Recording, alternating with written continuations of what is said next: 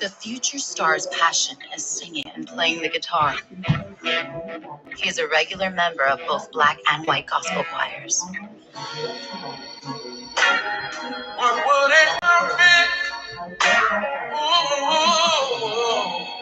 For Presley, the interracial interaction is natural. While in high school, he sings accompanied by his guitar and wins the student talent show. Elvis graduated from Humes High School in 1953. That summer, Elvis visits Sun Records music label and meets renowned music producer Sam Phillips. In the studios, he records a demo, My Happiness. And that's when your heartache begins, as a birthday present for his mother.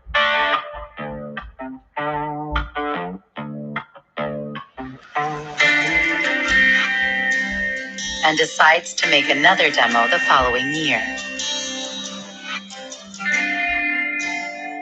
Sam Phillips' assistant, Marion Keisker, recognizes his talent and suggests they call Elvis to sing Without You, a song they want to record. Sam was not impressed with the performance and asked Elvis what else he could sing. Elvis decides to sing That's All Right, Mama. The music producer immediately recognizes Elvis's talent and introduces him to local musicians Scotty Moore and Bill Black. The three get together and record a fast-paced rendition of That's All Right, Mama.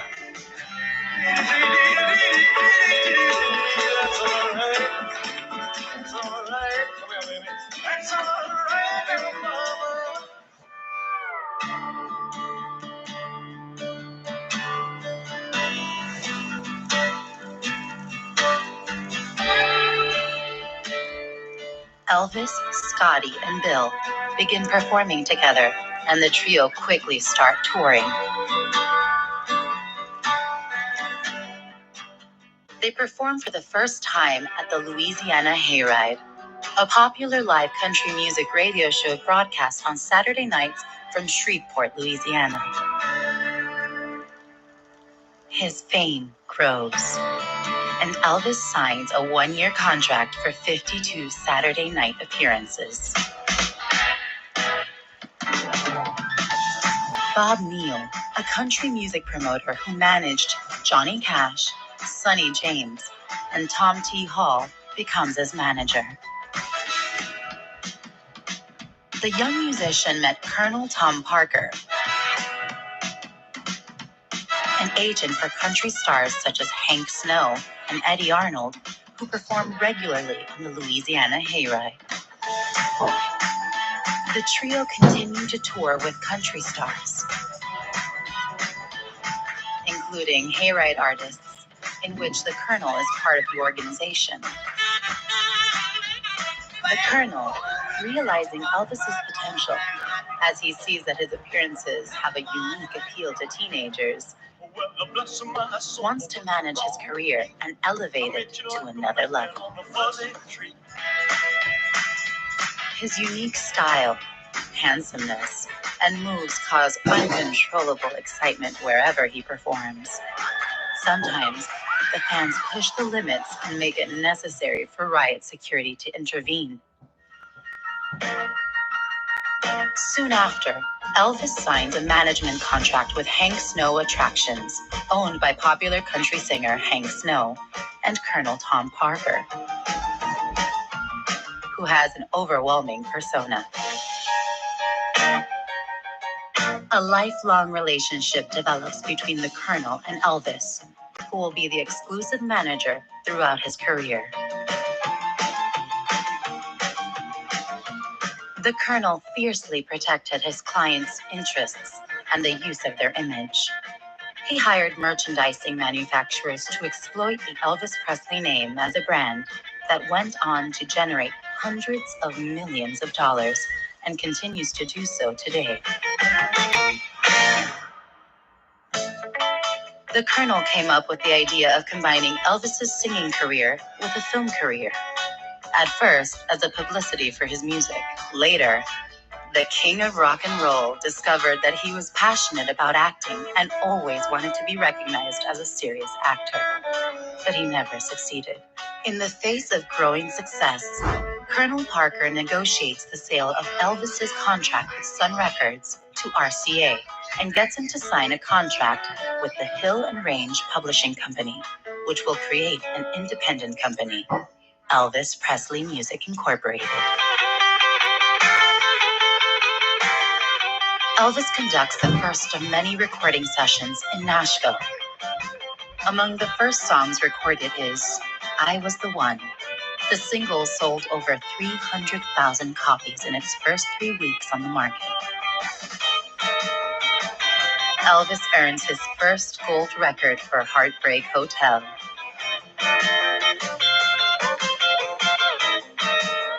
Elvis shaped the history of music with his interpretation of classic country and rhythm and blues in a much more energetic and dynamic style. The king of rock and roll is born.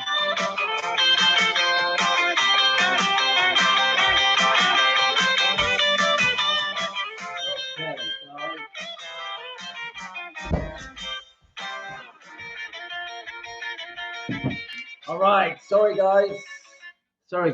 How are we? Good morning, guys. It's going to be a long one.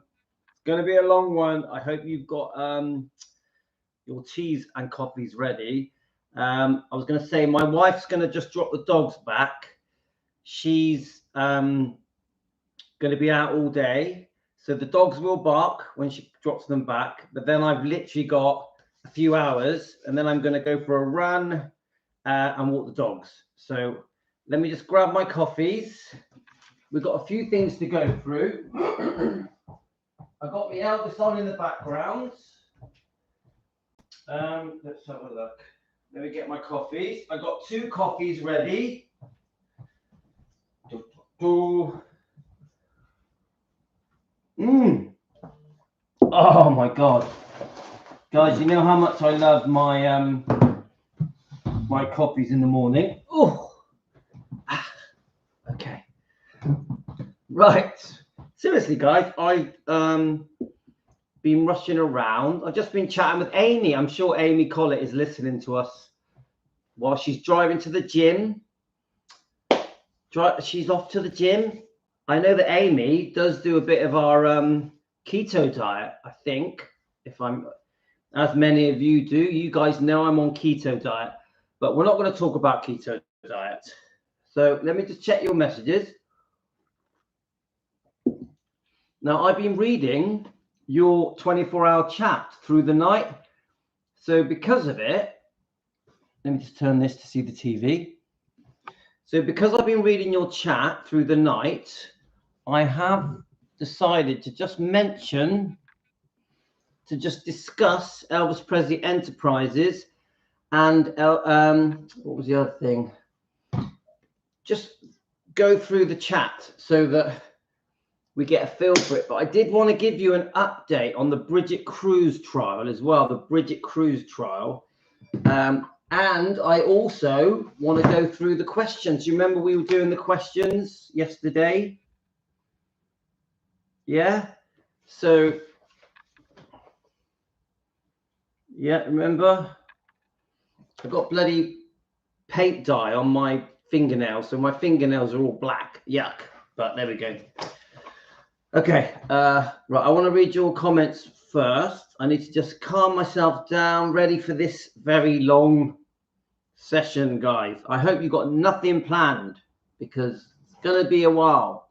Let's have a look. So,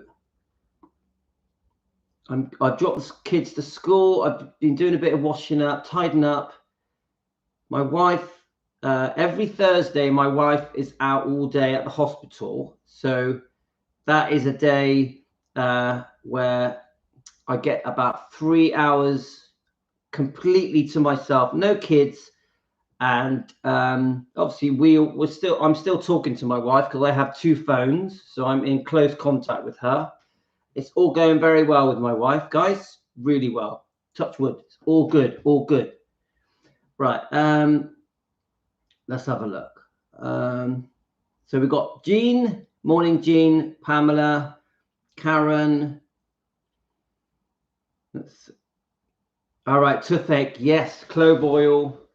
But I'll tell you what, I just take 2 ibuprofen, 2 paracetamol, and that numbs it a bit. But ultimately, you're going to have to go to the dentist, because I know toothache is the worst pain. And you know, us British, we don't have great teeth anyway, do we? So let's have a look. Oh, poor old Lisa. I hope the pain eases.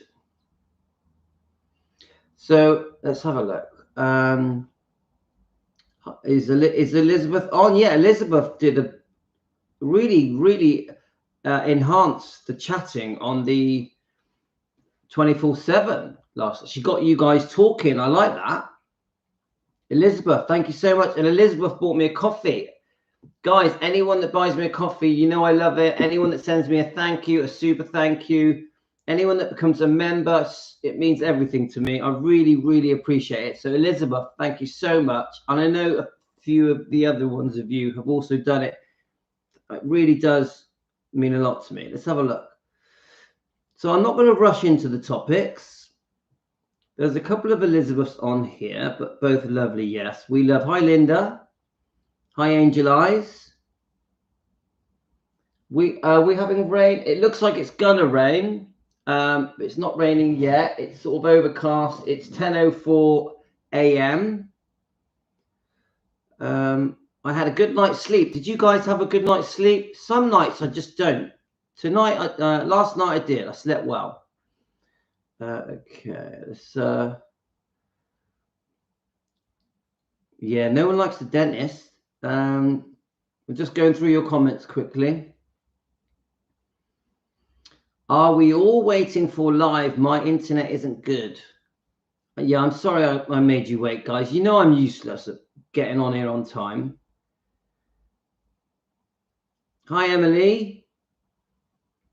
And thanks to anyone that sent me comments, video clips, information, like Rose Finney has sent me a few things. I've just been chatting with Amy Collett. I've got some information from Auntie Amy. We all love Amy. Amy is our main researcher. Hi, Pat. Yeah, that I stumbled across that documentary. It's called let me quickly show you. I may review it, guys, but it's called Viva Elvis 2023 biography, directed by Geraldo Rissotti. Let's just show you. So thank you to whoever that is. Yeah. Let's try and get focused. Will it do it? Here we go. Right. Cult Cinema Classics. Viva Elvis 2023. Sorry about my hands are all dirty, black stuff on my hands. I'll sort it out later. I can't be bothered. Right. So that looks like a good biography. Let's just check your comments. I've got a new camera, so I'm hoping it's a bit clearer. I was just gonna raise it up a little bit, actually. Let's have a look, just so it shows a bit. Let's see if this works. So it shows a bit less ceiling. Let's lower it down a bit. I don't like too much ceiling, and let's get rid of the light as well. Look. Ooh, hello, I've gone blurry. Right, so that'll clear. So I've got a new camera. Hopefully the sound should be a bit better. Probably I'm a bit clearer. And I've also bought, let me show you my other toy.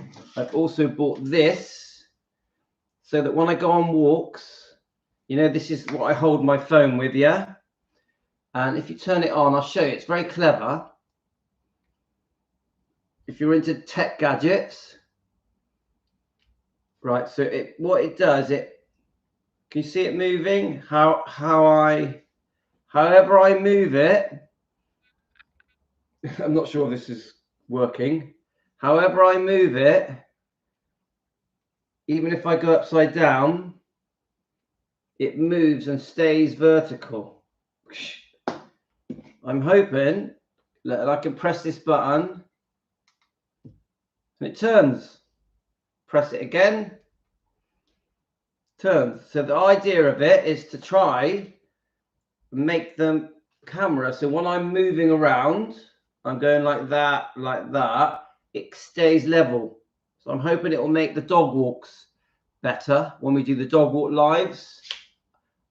It doesn't get rid of the bumps when I walk, unfortunately. Can't do. So gadgets, guys, gadgets. So I got a really good camera with a good microphone, and I've got that to help the dog walks. So I'm becoming tech cool, boy. So let's have a look. So you got your coffees, guys. Helen's got a coffee. I'm at the gym right now. Pat's at the gym. Pat, go for it. Pat, how's the carnivore diet going? The keto diet, is it going good? I found out this morning. Let's have a look. Let me scroll back. Actually, shall I just let everyone know we are live? I haven't told everyone. I said we were live soon, didn't I? Let's have a look. Defending else. Live now. Just quickly tell everyone we're live. We need to do this. Live now. I have to tell you guys, because I know later you'll be moaning to me saying that you didn't get the notification, which is really annoying. Live now. Okay. I'll put it on my own one as well, my personal one. That's all I can do. We could try and wake up Deborah like we do every morning. Deborah, are you awake? Don't think she's awake. We've got different Debbie. Hi, Debbie. Hi, Jane. Hi, David. Hi, Lorna. Hi, Emily. Amy's on. Amy, are you still driving or are you at the gym, Amy? Right. Hey, Auntie Amy to us, of course. Auntie Amy. Right. Let me just tell Deborah to wake up. Deborah, wake up. Okay. Pamela, you're on, yeah? Pamela, are you on? Let me tell Pamela we're live. All right. My wife's just bringing the dogs back. Let's tell Rose we're live. I got to tell you guys, if I don't tell you that we're live, I feel guilty because later on you've missed it and then I feel like I've not been fair. Angel, right, Angel. So we are like, are you all right? Right. Oh, right. Can you see what it's...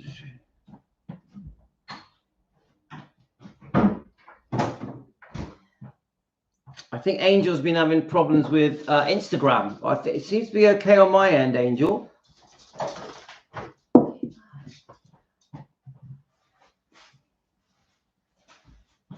Right, so Amy has been sending me some info, which is good. Right, love you. You're the best. So Thursday is always a bit of a tough day for her, but she's got used to it. She's into a routine of it now. There's only 6 more weeks left, and then everything goes back to normal. Everything goes for my wife. This is good. She's even got her old job back, so it's all great. Touch wood. Ding ding. Let's have a look. Let's just check your comments.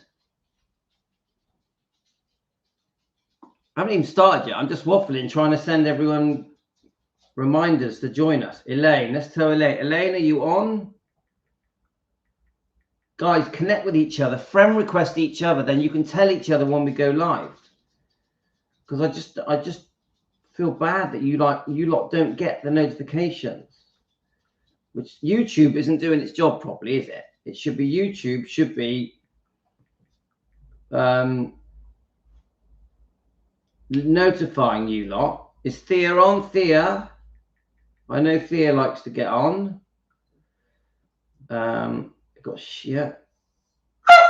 Well, the dog wants to go out. You've just been out. Right, I'll let him out. Philomena. who's probably fast asleep. Then we've got Diana. And then we've got Ashley. Who are we with? I still can't find Deborah. Catherine.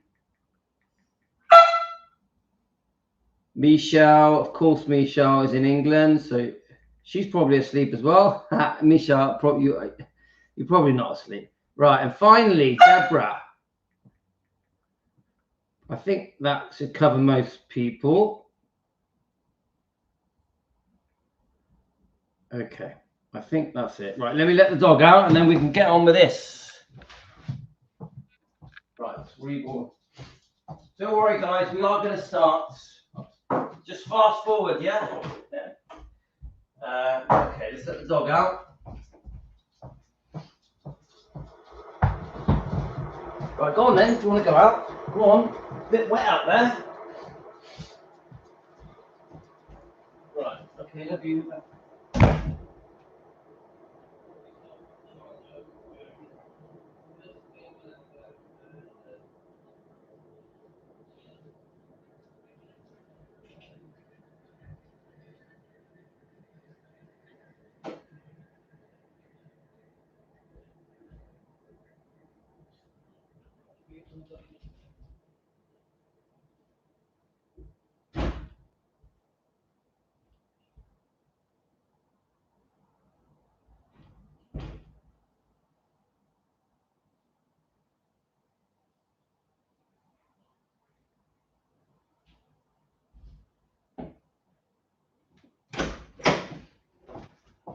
Okay, right, grab me coffee. I've actually got 2 coffees, guys, 2 coffees. We'll do one at a time, yeah? Right, dog's back in. Okay, I think we've woke up a few people. I'm hoping that we've... Oh my God, what's happening? Where's the dog now? Right, come on. Come on, in you come. In. Come on, in you come. Okay, dogs are in. Dogs are in. Right, you want to go in? Up or not? Right, Princess likes to go up.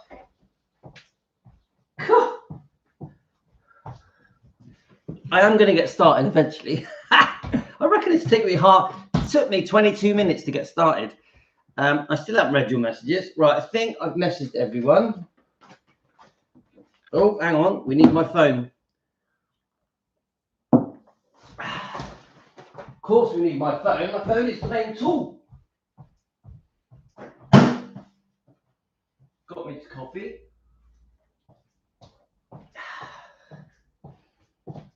Okay. 2 coffees. 2 coffees. Right. We've got Elvis behind me. What more do you want in life? Right. We have got a few things to go over, guys. Now there's 27 of you on. That's good. For this time of the morning in England, that's pretty good. So I think we've done our job.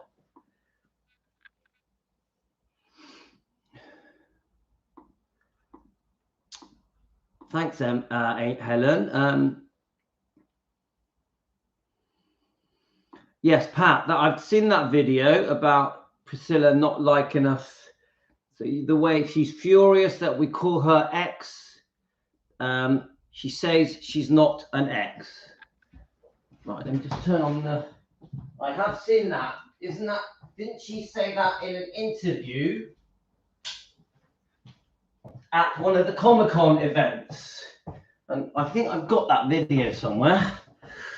So I just turned on the laptop. Okay, guys. Okay, let's do this. Let's get you nice and close to me. I want to concentrate. Yeah, Ella and Princess, the doggies are awake, Linda. Angel, right. Prissy, Emily says Prissy is deluded. I tell you what, she's been winding me up this last few days, you know, but I still always have to say we are not hate channel. We don't hate Priscilla. We want to make her apologize. Someone said to me, oh, why are you trying to get Priscilla to apologize? What difference does it make? And I tell you what, it makes a massive difference. Priscilla apologizing is massive. And I'll tell you why. Because I don't think the general public, forget just Elvis fans, you know, obviously Team Elvis, Elvis fans, we know the truth. But I don't think the general public will start to change their opinion properly until Priscilla comes forward in a big interview with a famous interviewer and says, I did wrong. I was unfair to Elvis. I was unfair to Lisa. I was unfair to Riley. Until we get that, I think we're up against a brick wall. And let me just I'll just hold this book up, guys. Obviously, you guys know that this book is really the first truth that we've had. Yeah, the first truth we've had, which is, this book's amazing, and I love that book. A lot of good's going to come from this book to expose Priscilla and the wrongdoing, yeah, and other people, but mainly Priscilla. Yeah. Now we need some truth so we can really expose just how much damage this book has done. This book of lies. Yeah, a book written when Elvis had been dead for years. And the only way we're going to get real truth is when Priscilla climbs down off her high horse and goes, do you know what? I've put on too much of a face.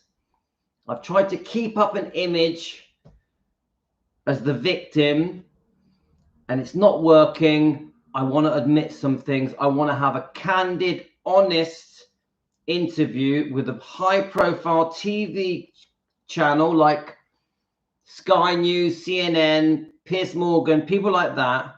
And then finally, I'm going to allow you guys to ask me the right questions so I can give you some honest answers.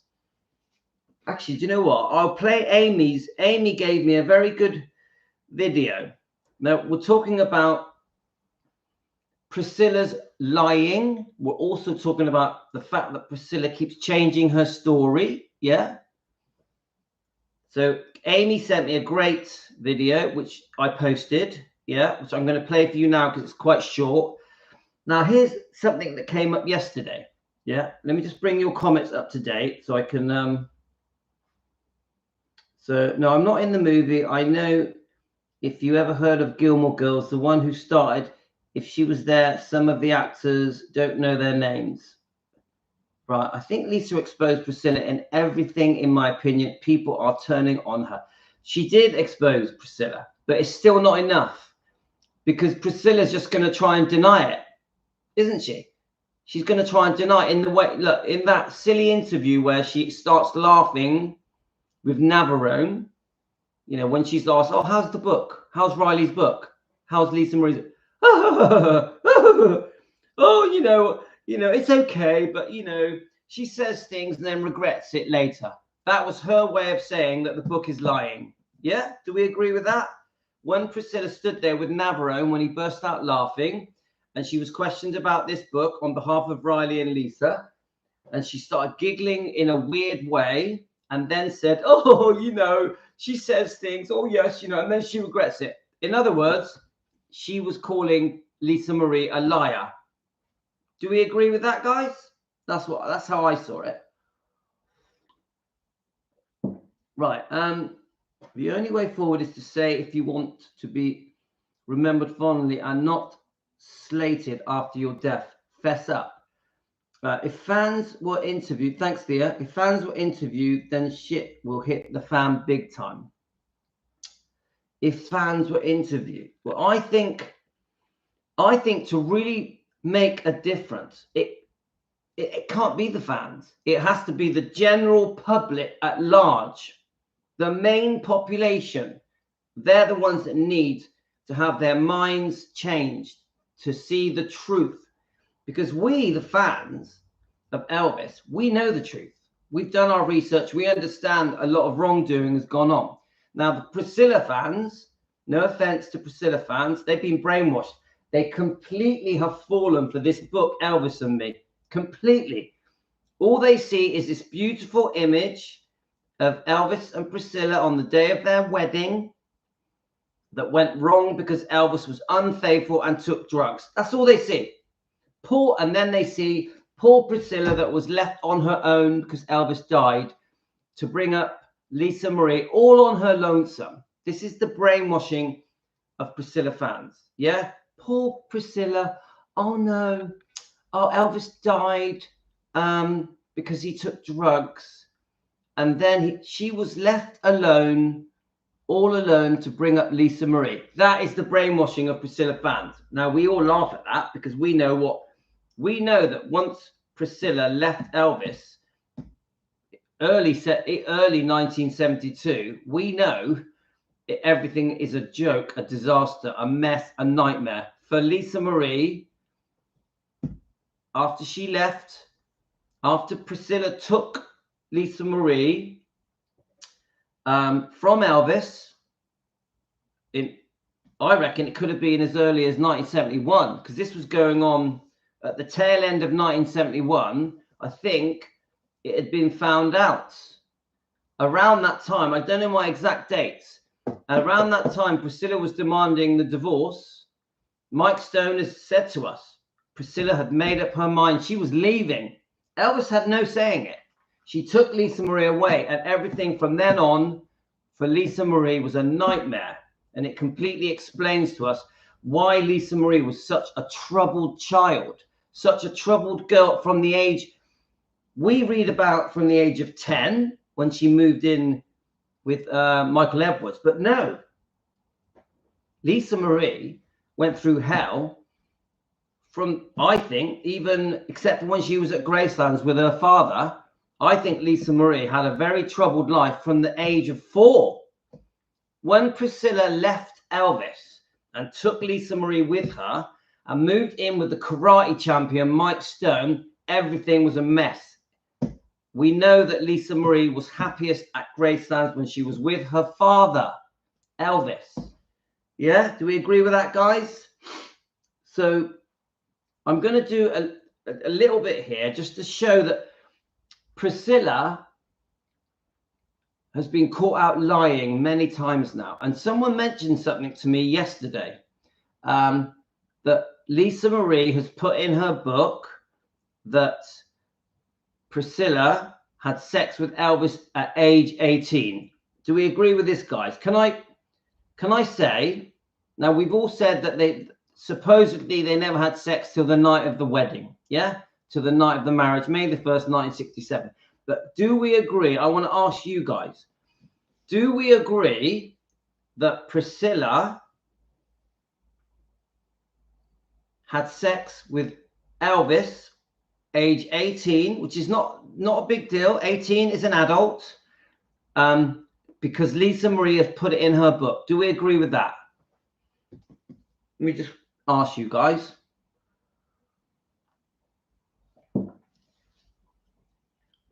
You Angel Eyes, you say I wasn't there to know. I know, but hang on, Angel Eyes, come on, let's get it clear. Lisa Marie put it in her book. Lisa Marie, her own father, her own mother has said, my mum had sex with Elvis age 18. That's it. They were there. You've just said, Helen, you've just said I wasn't there. They were there. It's her dad, it's her mum. So come on, guys, come on. It's pretty obvious it happened, yeah? No. Okay, no, right. So if now Lisa Marie has said they had sex, did any of you here read it? Do any of you here read that Lisa Marie said that she had sex, that her father had sex with Priscilla age 18? Okay, there we are. Okay, I think I've heard it on the audio version, yeah? So Deborah, I commented on that video about Priscilla being upset over people saying that she isn't the ex-wife.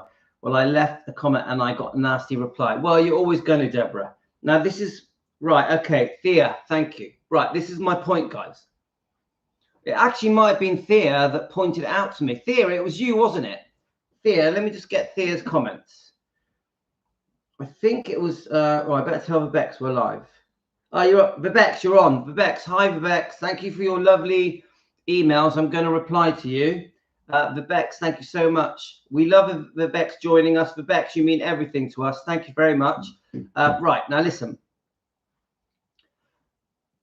Now we're talking about catching Priscilla lying. And if we catch Priscilla lying, it shows the world that there could be hundreds of lies in this book. There could be hundreds of lies in this book. Yeah? Do we agree with that? So think about it, guys. I'm pretty sure it was Thea that sent it me, and she's the one that pointed it out. And I thought, yeah, you got a good point. Let me just... Okay, let's have a look. Thea. Let's have a look. I know Thea has sent me a lot of posts, but I think she did say to me, I'm trying to find it, Thea. I might not be able to find it. We're a bit under the hammer. So anyway, right. This is my point. Sorry, Thea. I can't find it. But this is my point, guys. If Lisa Marie is saying that her mother slept with Elvis age 18, yeah? Now we know, thank you, Amy. Auntie Amy's with us. Now we know that Priscilla has been saying for 40 years, since this book, nearly 40 years, yeah? That they never had sex until the night of the marriage. The night of the marriage. She was not quite 22. That means she is saying that she had sex for the first time with Elvis age 21. Now, Lisa Marie is saying, no, they had sex age 18. We now know that Priscilla has been carrying that lie for whatever her reason is, that they never had sex until the night of the wedding, age 21. She's been lying about it for 40 years, innit? More or less 40 years. So can we now say that that is a blatant lie? We've now found a blatant lie from Priscilla that can be proved because Lisa Marie, her daughter, has told the truth, age 18. Now, if she can lie about that, she can lie about anything. If Priscilla can sit in an interview, hundreds of interviews, for nearly 40 years, saying the same thing over and over again. I slept with Elvis on the night of the wedding. 9 months later, Lisa was born. We now know that she can consistently lie for 40 years. Do we accept that, guys? Do we accept that? Whether it makes Elvis look bad or not, whether 21 is better than 18, it's irrelevant. She lies. Do we agree? I just want to get an answer from you guys. Then I'm going to play Amy's video that she sent me. I know the video is someone else's, but I want to play it. Yeah. Yeah. So do we agree? Yeah. Priscilla said she did almost everything before marriage, but going to the whole way of the yes. But Vibex, I don't believe her.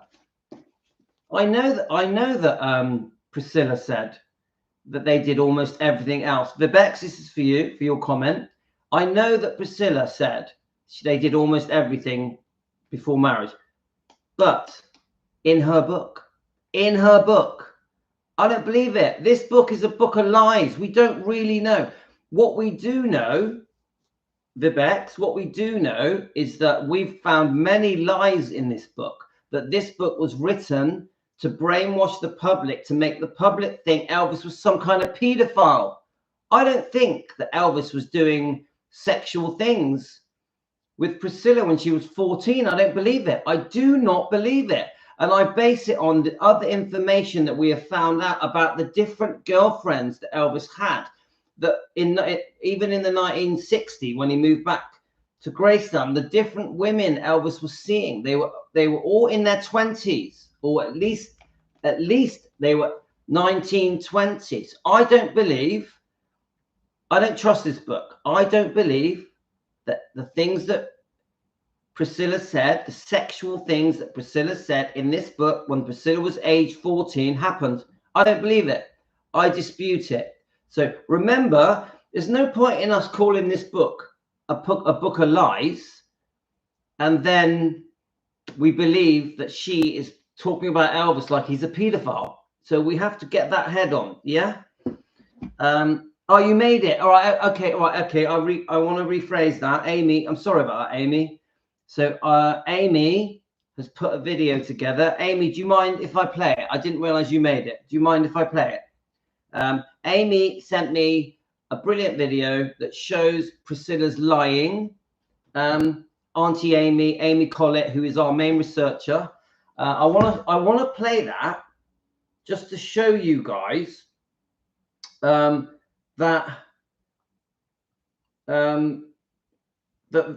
Priscilla lies. She lies, guys. Now we know she lies, don't we? We know, yeah.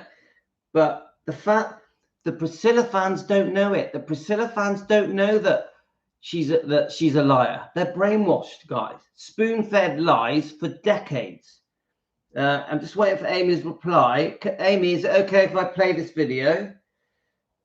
Let me just find it. Hi, guys. Okay, right. Amy, answer your message. Right. I might quickly warm up my coffee while I want to warm up my coffee. Let's have a look. I mean, I don't think Amy minds if I play it anyway. Sex before marriage back then was not meant to be right. Thank you, Debbie. Not too close, Louis. When you say not too close, what am I missing? The Becks. Priscilla said that they did almost everything before marriage, going whole way on the wedding night. Linda, people are realizing that they can't rely on the mainstream media. We have to keep the discussion going. That is so true. The mainstream media are just repeating the same drivel they've repeated for 40 years. David says she lies a lot. Yeah, I agree. In the 50s and 60s and 70s, sex before marriage was frowned on, especially in the 50s. Let's have a look. Oh, thank you, Auntie Amy. Thank you. I didn't realize you made it. And you're getting pretty good at editing, aren't you, Amy? I hope you don't mind that I created a video out of it. I've bootlegged Amy's video. Amy, I've bootlegged your video. Right, let's have a look. Linda, it's so hard to go through the books that are bad but important. I'm finding out so much. Yeah. Sex in many things. I know that Priscilla has been lying about lots of things. Well, she's saying that Elvis basically groped her almost to the point of sex. She even says in the book Elvis and Me that he withdrew himself from her. He withdrew himself from her. She clearly wanted the public to think that they almost had sex. To me, withdrawing yourself means you had sex. She wants the public to think Elvis is a paedophile. She wants to. She's trying to play the victim. She's trying to play the victim. But if you talk to all of the girls, listen to the interviews of the different women that Elvis was seeing right in 1958, 59 and up, a lot of them said we didn't even have sex. A lot of them said that Elvis was the type that didn't want sex at first. He wanted to get to know them, to become friends, to trust them. Yeah. Some of the girlfriends say that he wouldn't even have sex. He was more interested in the company, in reading with them, in taking them out, having fun with them, just being around girls. Yeah. So does it make any sense, guys, that Elvis, who only met Priscilla for between 2 and 6 months in Germany, that he was straight in bed with her, straight in bed with her? Now, the Helly Elvis book that you guys have been reading lately, Elaine and Michelle, I think, clearly says Elvis had girlfriends. When I say girlfriends, I don't mean sexual partners. I mean female friends in Germany as many as 6 different female friends in Germany. So does it make sense that Elvis meets a 14-year-old girl? Yes, he pours his heart out to her and they become close and become friends. But does it make sense that a Christian man with very old-fashioned morals, brought up in the correct way by Vernon and Gladys to do the right thing, does it make sense that he's going to get a 14-year-old girl and take her straight to his bedroom and start touching her up? It doesn't add up, guys. It doesn't make sense. So when I read all this, yeah, I know that a lot of this refers to also when she's older, you know, when she moves to Gracelands. We know that she goes to live there nearer 18 years old. We know that she visits 2 or 3 times in 1962, I think. But does it make sense that Elvis, who has always said, we're not going to do anything unless we get married, I don't want to have sex with you until you're older. So 18 would fit, because 18 is a sensible age to have sex, yeah? Does it make sense that he was doing everything with her at such a young age when he'd only met her in Germany between 2 and 6 months? Remember, he only knew her in Germany for between 2 and 6 months. But in the book, it says different. In the book, Elvis and Me, that was written by Priscilla to make herself look like a victim, yeah? To win public opinion over, to feel sorry for Priscilla. Does it make sense that Elvis was basically touching her up at such a young age, when we know Elvis didn't really want to do anything until she got older? At least he was waiting for her to get older. It's in every movie ever made that Priscilla was very forward, begging Elvis to go further sexually, and Elvis always putting his foot down and saying, no, it's not happening, we're not doing it, yeah? But in her book, she says they did everything, that he even withdrew from her. It's in the book, guys. So I'm telling you, there's a twisted truth here to make Priscilla look like the victim, Elvis look like the bad guy, the predator. Yeah, that is the narrative of Priscilla, and she's been using that narrative even when we're talking about grooming, controlling, his bad temper, or even insinuating rape, insinuating that he was the one that was multiply unfaithful. Now remember, even with that, she moves to Graceland knowing Elvis wanted a single life. We've proved that. Elvis had many girlfriends between 1958 and 1966 when he got engaged. Many girlfriends. She lived with Elvis knowing that he had another life with different women. She knew it. Yeah, but I agree. Once Elvis got engaged in 1966, he changed. He calmed down. He calmed down. Right, I'm going to do the right thing. I'm going to commit to this wedding under a lot of pressure, because I don't think Elvis was ready to get married. I don't think Elvis wanted to get married. He wanted, but what Elvis did do, he wanted to do the right thing. Yeah, so he gives in to pressure. It's pretty obvious now Elvis didn't really want to get married. It's pretty obvious. But he does the right thing. He has the wedding. He has the baby. Yeah. So everything tells me that Elvis was going to do things in the right order. He wasn't going to meet a 14-year-old, have sex with her, and then break all his rules. Elvis, a very serious Christian man who took the Bible very seriously. Why is he going to jump in bed and start groping a 14-year-old girl when he knows that he saw Priscilla in a different light? He thought, right, this is a decent girl. Now, obviously, we've now found out that Priscilla may have been different than the Priscilla that he thought that she was from the book Child Bride. Haven't we? The Child Bride exposes that she was different than he thought. He could have been tricked in it. It's possible. I wasn't there, so I don't know. So why is Elvis going to break all his rules? You know, I'm talking about marriage now, yeah? Why is Elvis going to break all his rules for a 14-year-old girl that he hardly knows, he only met for between 2 and 6 months? Now, we know that Priscilla has put it in the book that Elvis had gone quite far with her sexually when she was very young. Why would he? If he spends the next, let me just work out the years. If he spends the next 7 years, yeah, no, shall I say again? If Priscilla spends the next 7 years saying, oh, we never had sex. We never had sex till the night of the wedding. So we now know that Priscilla has been lying and saying that they never had sex until the night of the wedding. She's been lying because really they had sex when she was 18. We now know that Priscilla has been going on hundreds of interviews, at least dozens of interviews, saying, oh, we never had sex until the night of the wedding. It ain't true. Lisa said they had sex when she was 18, when Priscilla was 18. Also, there's another interview on Loose Women, the British Loose Women.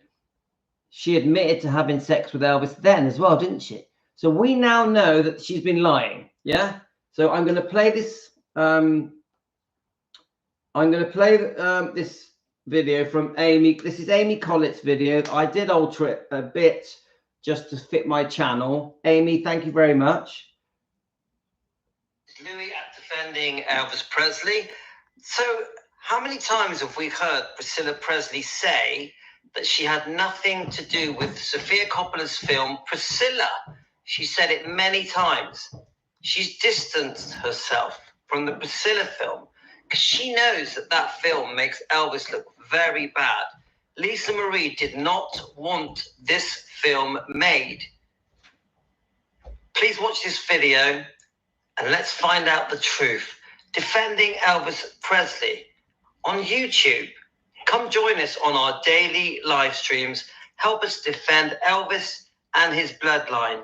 Thanks, guys. Participate. Sure. Sophia had been talking to Priscilla for a while. And then I know that there were times, for instance, that we would be like scouting or we'd be doing different parts of the film. And it was like, oh, okay, wait, I have to go take a call. And she would sort of disappear, sometimes for 15 minutes, sometimes for like 2 hours. And it was, but she was talking to Priscilla, you know, and they would go through the script and they would go through. So she was consulting in that way. I saw the script. I thought the script was okay, but I didn't really have a say.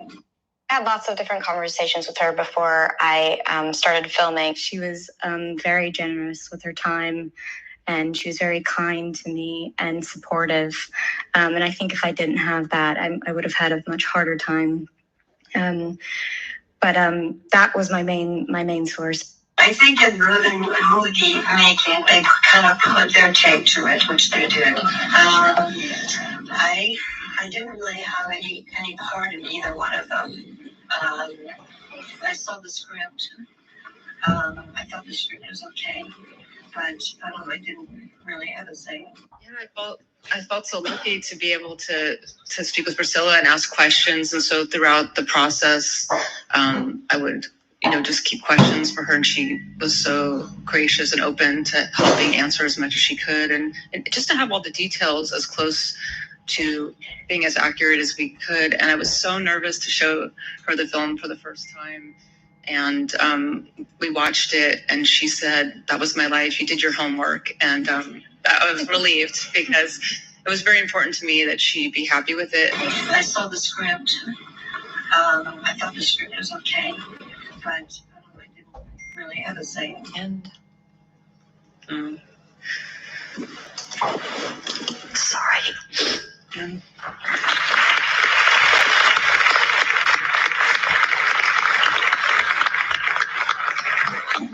I think Sophia did an amazing job. She did her home. All right, guys. Ooh. Okay, so I want to thank Amy Collett for that. That was her video. So Amy, thank you very much for allowing me to play that video. I'm going to read your comments, and so I hope you got the coffee. So anyway, the gist is, I know that is more about the Priscilla film, which you guys know I can't stand. It should never have been made. But I'm trying to show you guys that I know you already know, but she has been lying on and off, really. How can I say it? She has been lying on and off since the marriage. And I'll tell you why. Because they get married. Elvis commits. Finally, Elvis commits under pressure. Gets engaged. Gets married. They have the baby 9 months later. Then think about it, guys. Lisa Marie was born 1st of February 1968. We know that Steve Peck, the dance instructor, had been giving her dance lessons that Elvis was paying for, and that she was sleeping with him. Yeah?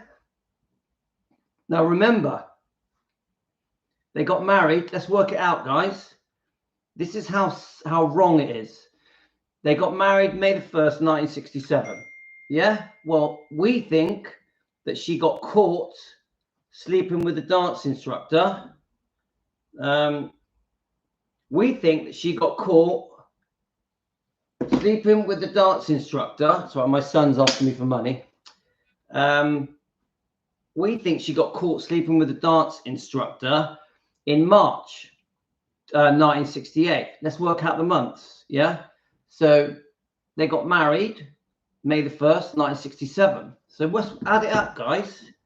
Let me just quickly send my brother, my son, his money.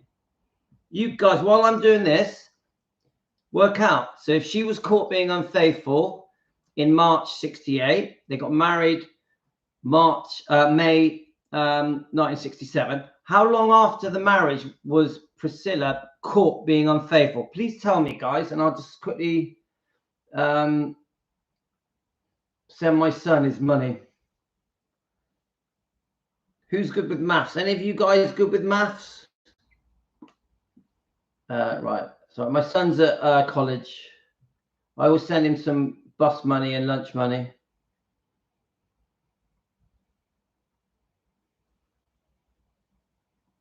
Who's good at maths out of you, like, guys? Jane, does that mean you're not good at maths? Okay, I've done it.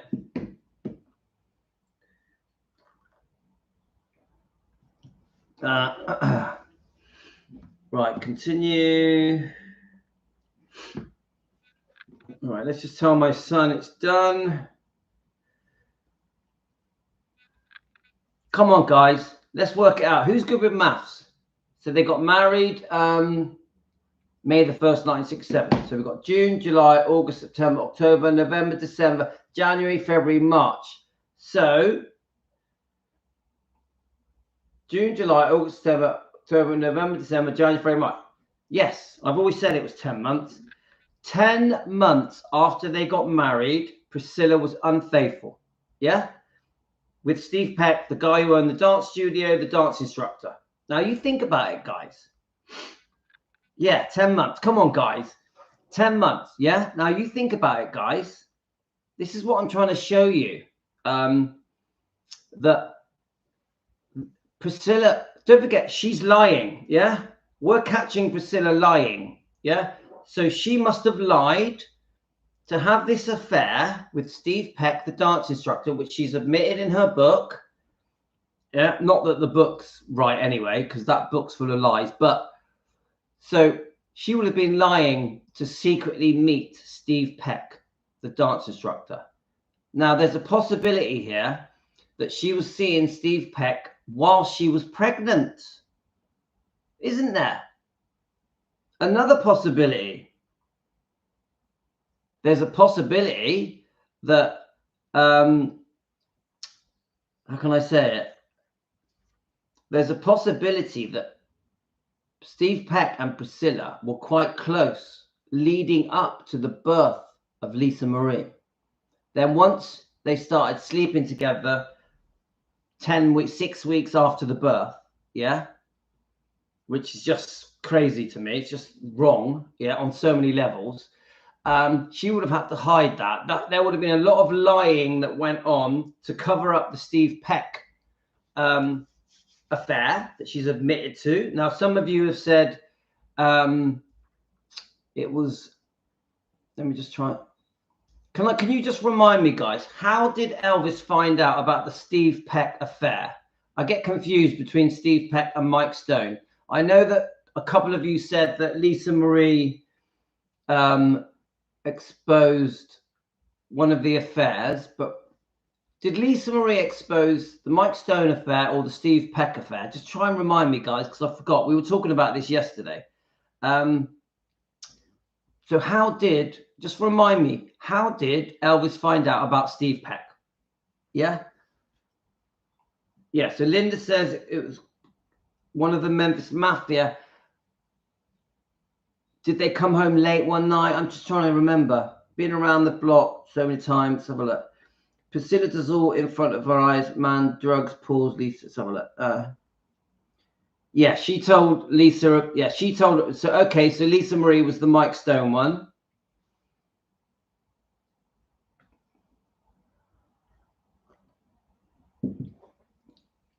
God, I love my coffee in the morning. Hope you got your coffee, guys. Let's have a look. I'm just going to quickly. So, Thea says, I read that she began an affair 6 weeks after Lisa was born, but don't have the source for that. Well, it's in the book. Thea, it's in the book. Yeah. Page 262, the book Elvis and Me. Let's have a look. Quickly just checking your comments.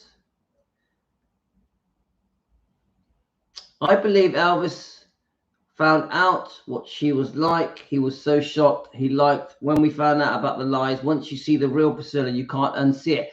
And I sense that as well, Linda. I sense that Elvis had been tricked into thinking that Priscilla was this very sweet, innocent person. But bit by bit, he gradually could see another side to Priscilla. And when the Steve Peck thing came out, that was the wake-up call. That was the, you're not who I thought you were. That was the, you're capable of doing things that are immoral. Now, isn't there a guy, a black singer that she had a crush on in the 60s and she would follow him around? What was his name? Is it Frankie Lamar? What's the name? You guys tell me. There was a singer that she had a crush on. Oh, who was it? Guys, you tell me. Lyman? Is it something Lyman? You tell me, guys. Right. So, wow. Thanks. I'm knowing more about Elvis. Plus, I can comment. So, hi, Aisa. Are you okay? Okay.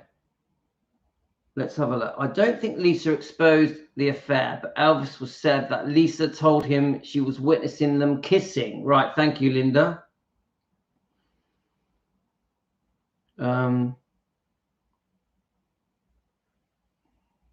Priscilla and Mike Stone was on the front of the newspaper, would have seen by one of the Memphis Mafia guys. That's Luan. Hi, Luan. Hope you're well. I've got all your comments through the night. Luan, I do read all your comments. I hope you know that. Please don't think I don't read them. I read every one. Yeah. Lisa couldn't expose Steve Peck too little.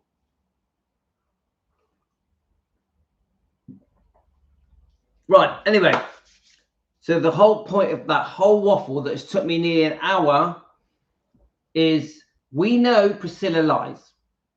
We know she lies. And the most recent reason we know is because Lisa has told us they had sex age 18. Yeah, Priscilla and Elvis. But Priscilla has always said we didn't have sex till the night of the wedding when she was nearly 22. I rest my case. We know she's a liar. I've just played Amy Collett's brilliant little video that shows that she tried to lie and say that she had nothing to do with the Priscilla film, the storyline, any of it. Yeah, the script.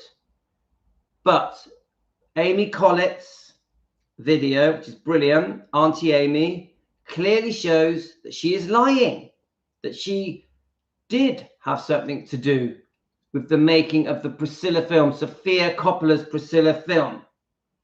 Yeah? She did. Yeah. So we now know there is blatant lying from Priscilla. And I'm sure we could bring up 100 other things, couldn't we, guys? So you've been caught, Priscilla. You've been caught. As Elvis would say, you're caught in a trap. Yeah? Do we agree? From you guys. I don't hate Priscilla. I'm not trying to create hate. I want Priscilla to apologize to us, because I believe that if Priscilla apologizes, everything will change. I believe that if Priscilla apologizes on a public platform, a massive TV media platform, admits wrongdoing to Elvis, to the world, not Elvis fans, to the non-Elvis fans, because these are the people we're trying to change their mind. Also to the Priscilla fans. These are the people we're trying to change their mind. I believe if we get a public apology from Priscilla admitting all the different wrongdoing, don't forget that includes the way that she treated Riley after her mother died. She basically sued her own daughter, more or less, her own grandchild, sorry, tried to contest her daughter's wishes. Her daughter's wishes to give everything to Riley, Finley and Harper. Not just that, the wrongdoing, the mismanagement of Elvis Presley Enterprises, of Gracelands, the money with Barry Siegel. A lot of serious wrongdoing, tens of millions of dollars squandered and lost and wasted and badly invested, whilst Priscilla was in a very dominant, powerful position. There's a possibility that Priscilla and Barry Siegel, for entertainment purposes, just an opinion, squandered and wasted Lisa Marie's money. And this is a big part of the reason why Lisa Marie moved to England. I watched an interview today with Jonathan Ross that I can't play because it keeps getting copyrighted. I watched an interview with Jonathan Ross. She moved to England because of some serious wrongdoing of people that she trusted. I repeat, Lisa Marie, in a Jonathan Ross interview in 2003, said that she moved to England because people close to her that she trusted had wronged her. And she moved to England to get away from it all. Now, I have posted that. Let me just show you it. I have posted. Let me just see it. Let's find it, guys. Here we go. No, let's have a look. So the Jonathan Ross interview. So see the top one there, guys. It's on my videos. I know it's blurry. Sorry, guys. It's on my videos. It's the most recent one that I've posted. It's the Jonathan Ross interview in 2003, and it clearly says, how can I word it? It clearly says people she trusted did wrong. So she needed to get away from that whole world. She loved living in England. She says that she loved living in England. So, guys, she's a liar. Come on. Again, we demand an apology from Priscilla, not through hate. I'm not trying to create hate. I don't hate Priscilla. She needs to fess up, admit that she's wronged her family. She's wronged Elvis Presley Enterprises, Gracelands. She's wronged her grandkids, her daughter. She's wronged Elvis. That we have been spoon-fed lies for nearly 40 years. That the public have been fooled and brainwashed for nearly 40 years. That this is not the truth. This is Priscilla's version of the truth, rewritten to make her look like the victim and Elvis look bad. This was a rewriting of history. Priscilla took her opportunity to reinvent the truth. Yeah? Right, I think we've covered the you're a liar bit. So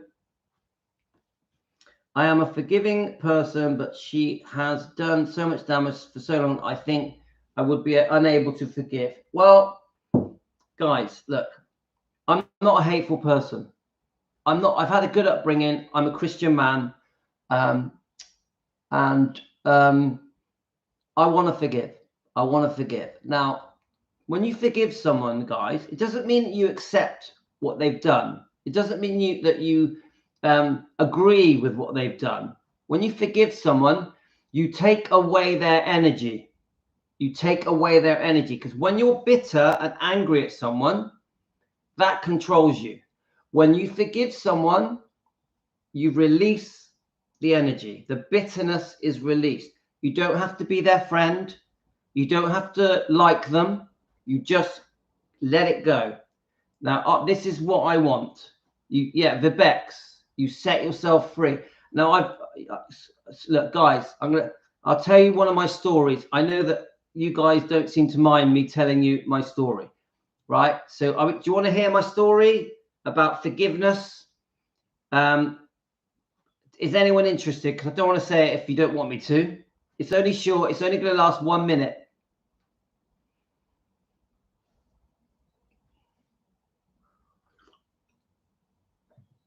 The Bex does. Hi, Elvis Police. Right. Okay. Right. Now, I've been with my wife for nearly 20 years. It's 20 years next July, 25th of July, I met my wife. 20 years ago. 20 years ago. Yeah. Now, we have a beautiful relationship. We do argue. She does give me hard time about being on the laptop all the time, but we deeply love each other, and we have 5 children. I have 5 children with my wife. Okay. Now, this is my story.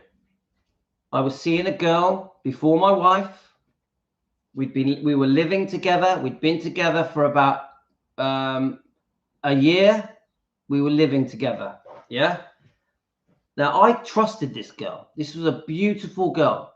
A beautiful girl. Yeah.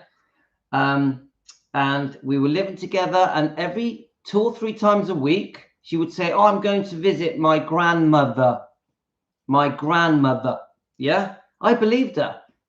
I didn't mind. I used to like to stay home Monday to Friday, because I was Sunday to Thursday. I would stay home in the night, in the evenings. Yeah. So my girlfriend, who I was living with, yeah, was going off a couple of nights a week to visit her grandmother. Right. So it all comes out. Eventually, I find out that she's seeing 3 other men. 3 other men, guys. Yeah. 3 other men. Yeah. So I was completely faithful. I'm a very loyal person. If I see someone, I am 100% loyal. I'm old-fashioned. It's the way I am. 3 other men. Yes, Elvis Police. Right. There were 2 men that she was working with, and there was just another guy as well. Now, and one of the guys that she was seeing was working for me. Yeah, I had a nightclubs. I had a lot of security staff.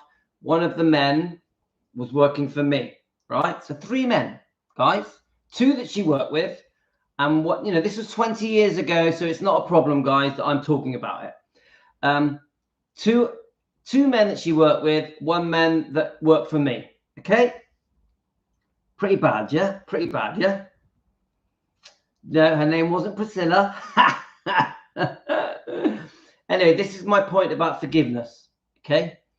Now, for the first 5 years, I was devastated. I couldn't believe it. I was shocked. I made her move out. I didn't want nothing to do with her. I shouted and screamed at her, and she was begging me to forgive her, but I couldn't forgive it. It was too much. Okay. So she went. Now, I spent about a year as a single man. And I tell you what, I struggled. It was difficult. Yeah. My heart was broken. I went through hell. I was embarrassed. I was humiliated. So when I met my beautiful wife, Aurora, yeah, which was very unexpected, because just before I met Aurora, I said, I don't want a girlfriend. I don't want a girlfriend. I'm just going to stay single. So out of the blue, I meet Aurora. Yeah, beautiful Aurora. It was a chance meeting. A chance meeting. It could have easily missed it.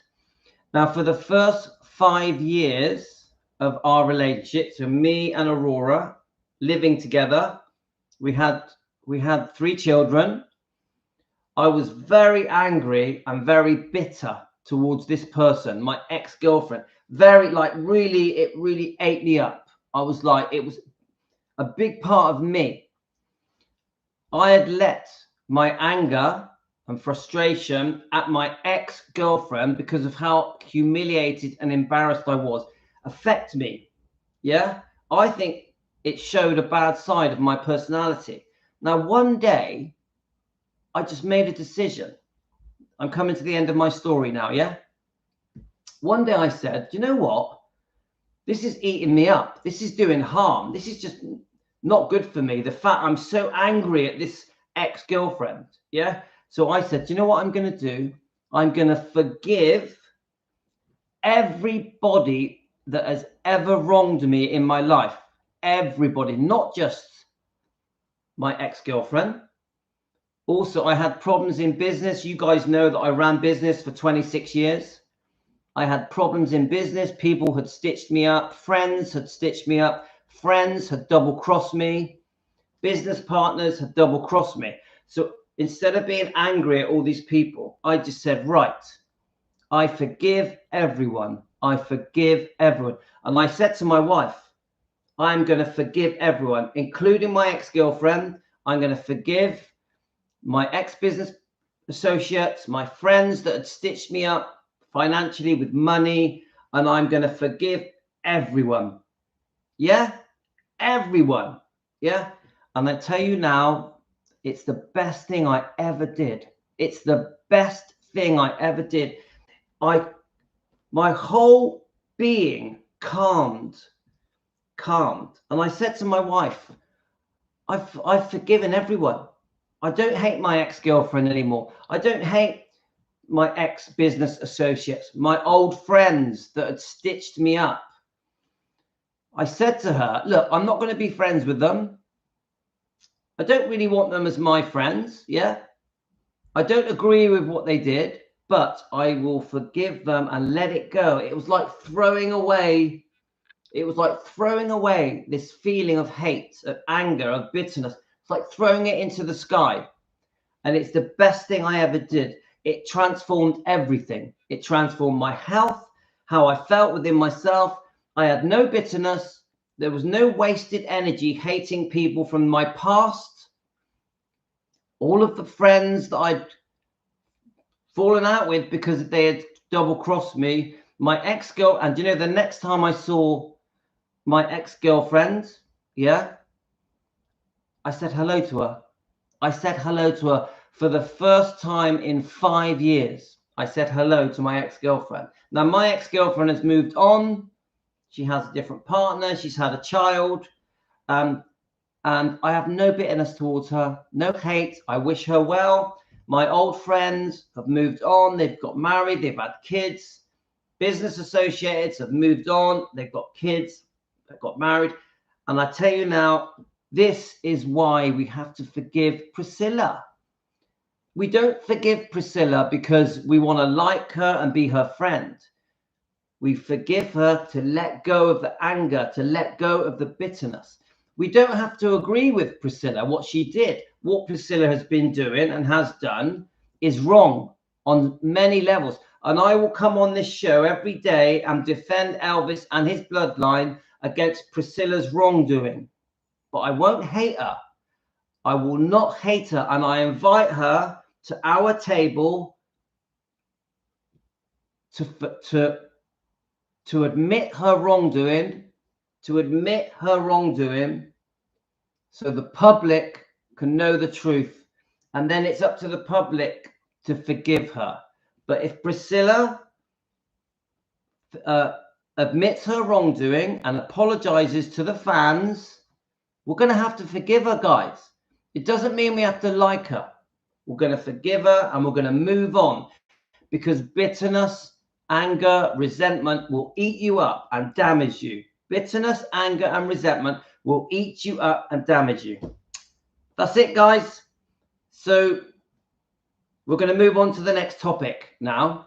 So forgiveness works. Forgiveness works. And do you know what? It's one of the #1 things in the Bible. The Becks, do you agree with that? The Becks, forgiveness works. So, okay, that was a long waffle. Remember, when you forgive someone, it doesn't mean you agree with what they've done. It just means you've let it go. Right, let's just read your comments. Okay, how are we?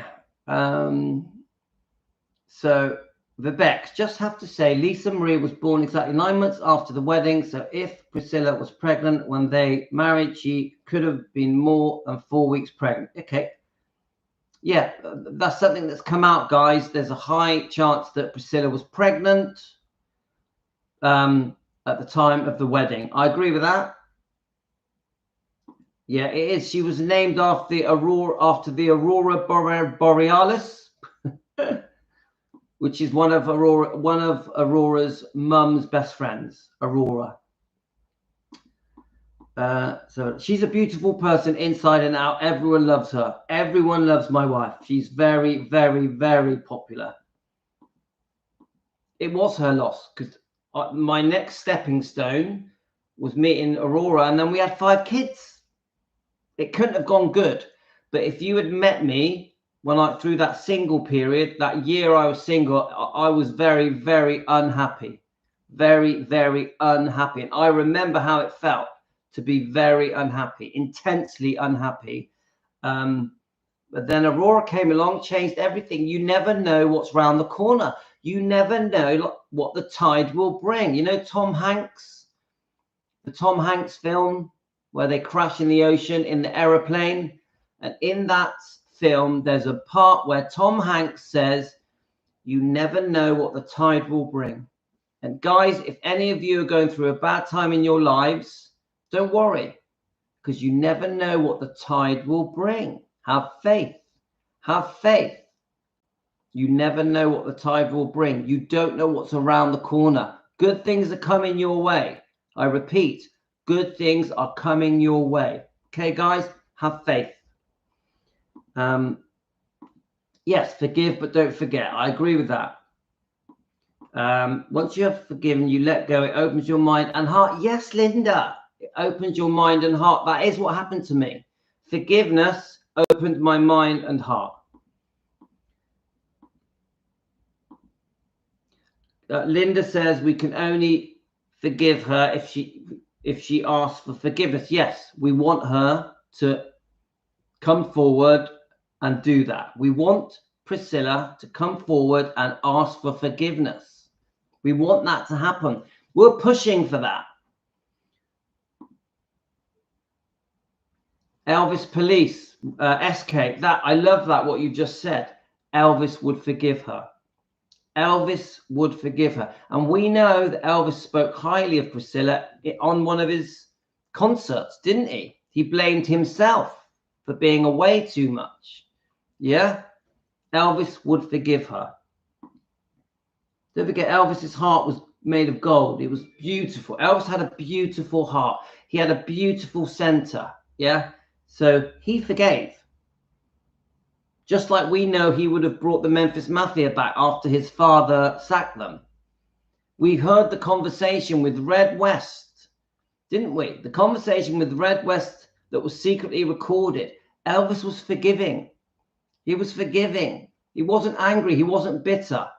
He even offered his help at the end of the phone call that Red West should not have recorded. Bearing in mind, Red West released that book 2 weeks before Elvis died. Elvis, What Happened, with Red West, Sonny West, and Dave Hebler. Elvis was forgiving. So that's a great comment, SK.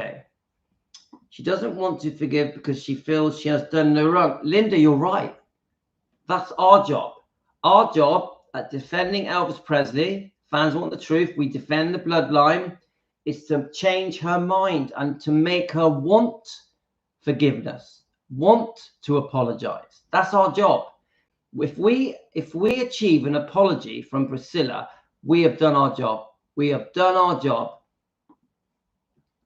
I forgive her, but don't forgive what she has done to the Elvis name. She needs to admit publicly. Yes, dear, I agree. I agree. We do have to open our hearts and allow forgiveness. We do. It's going to be tough, guys. And after this live stream, I'll get 20 messages saying to me, I'll never forgive her. I'll never forgive her. I understand. But my heart is that we must forgive. We must, when the time is right. When the time is right. No hate. No hate. We don't do hate here. Let's have a look. God helps us to forgive. Yes, he does. Look, whether you're religious or not, forgiveness is a good thing. Forgiveness is a good thing. It will transform your life. Now, remember, I said this to Vibex. I was very lucky. When I was around 4 years old, a very religious man sat me down, read the Lord's Prayer to me. He was a priest, yeah? He was a British priest. He was very elderly. He was like 85, 90 years old. And he said, sit down here with me. And it was me and my twin brother. And he sat me in his caravan that was full of Bibles. And this is like 1972, yeah? It could have been 71. And he said, come here. And I said, oh, yeah, what are you going to do? And he was like, I'm going to invite God into your heart. I'm going to invite Jesus into your heart. And I was like, what? You're going to invite Jesus into my heart? What's that? I was a little kid playing on the beach. This religious caravan was parked on the beach. I lived across the road from the beach.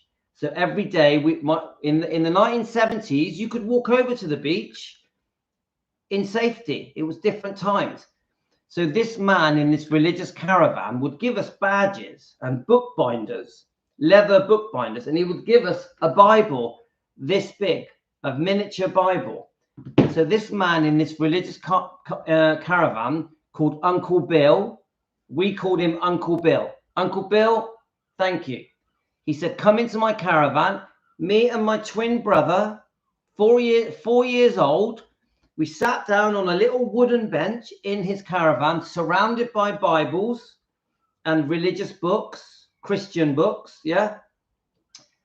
He put his hand on both our forehead. Do you imagine me and my twin brother, 4 years old? We were very cute. And he said, let's do the Lord's Prayer. Our Father, yeah, we did the Lord's Prayer. No, actually, before he did the prayer, he said, I'm going to invite Jesus into your heart. He said that. So he read the Lord's Prayer. At the end of the Lord's Prayer, I'll get emotional thinking about it. Right, hang on, guys. Whew, right. It's funny how 53 years ago, and I still remember it like it was yesterday, right? Oh, I don't want to get tearful. Right, hang on. Take a deep breath, Louis. He read the Lord's Prayer. And at the end of the Lord's Prayer, this religious man, very elderly religious man, gave us a small Bible each. The Bible was red, dark red, that color, this color. The Bible was this color. Okay, guys? And it was the size of a small phone, the Bible, yeah? At the end of the Lord's Prayer, he said to me, do you accept Jesus into your heart? So we're like, yeah, he's going to give us a Bible. He's going to give us a Bible. We wanted that Bible, yeah? We wanted one each, me and my twin brother, Andreas, yeah? Andreas is the most important thing in my life, my twin. equal to my own family and kids.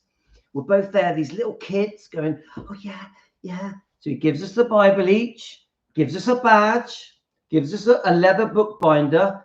And he said, do you accept Jesus into your heart? Do you accept Jesus into your heart? Yeah, yeah.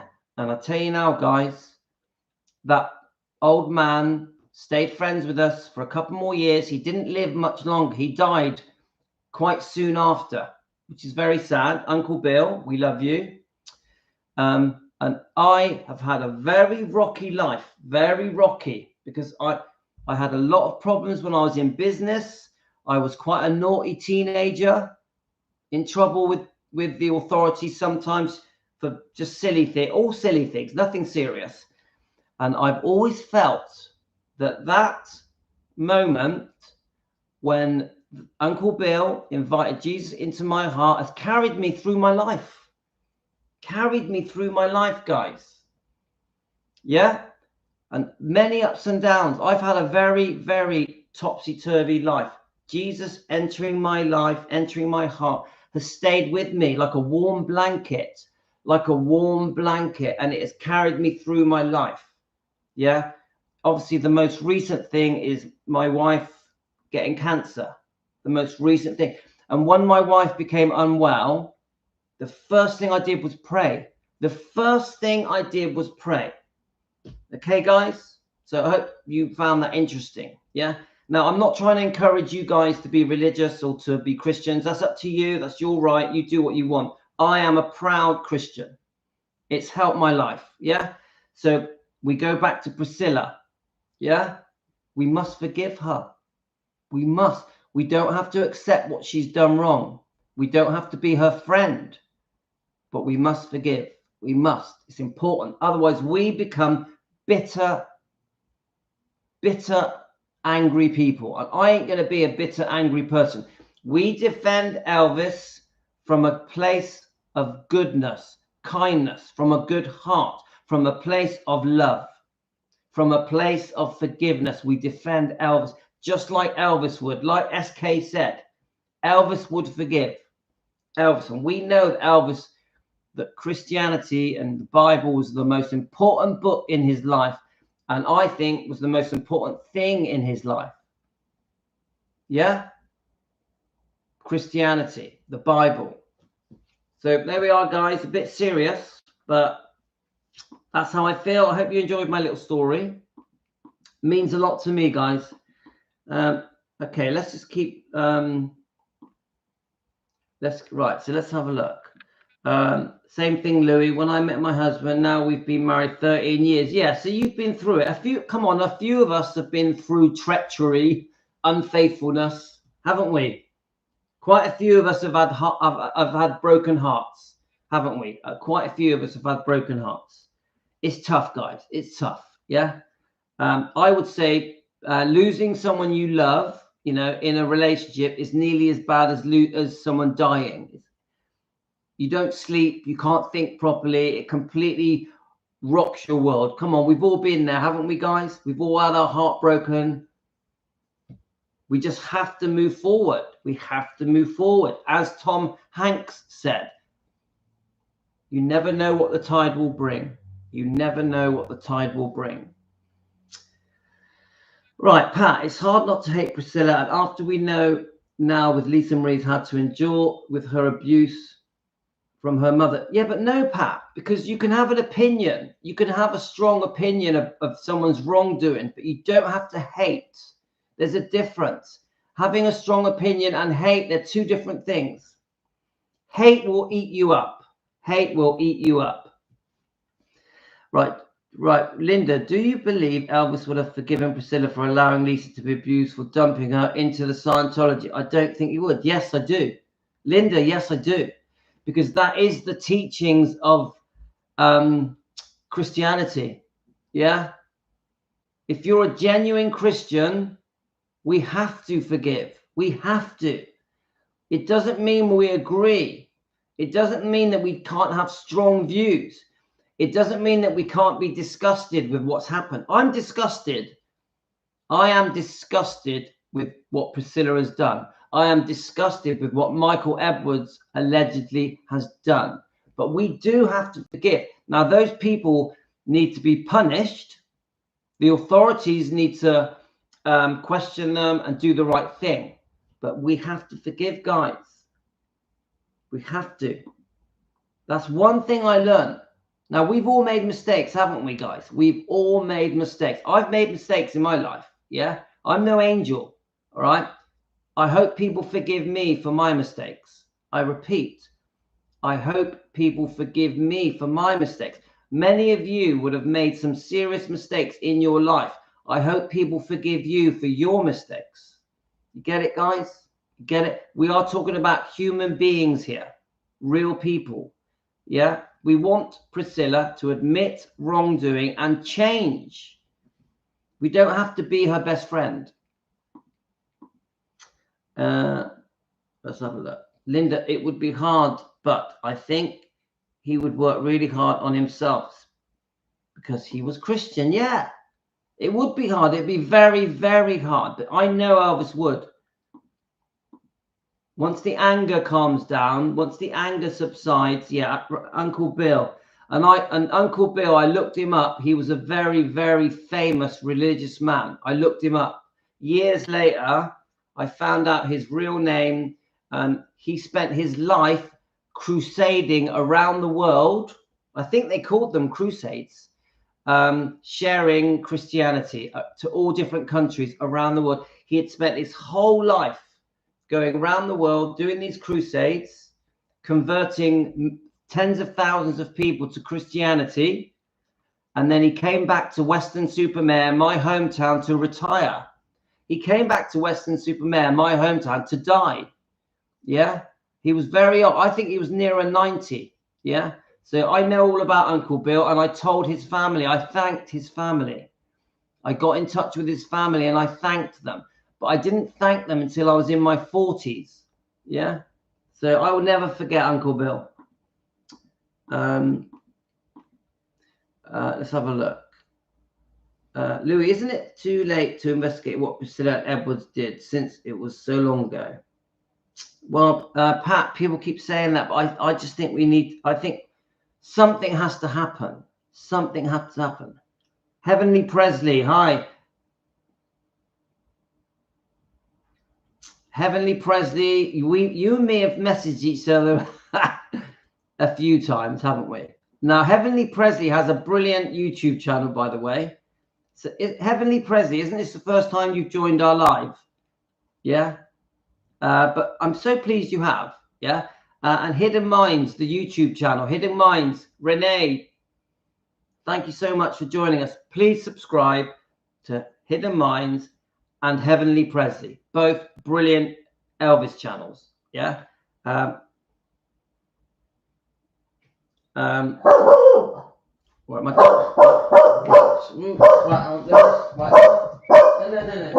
Come on. Whoa.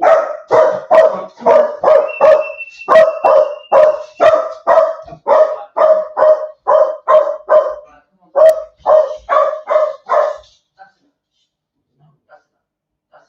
No more bark. Come on. Right. No more. That's enough. I want to make a cup of tea. Right. Now, should I forgive the dog for barking his head off? Right, I'm going to warm my coffee up, guys. It's okay. It's okay. Shh.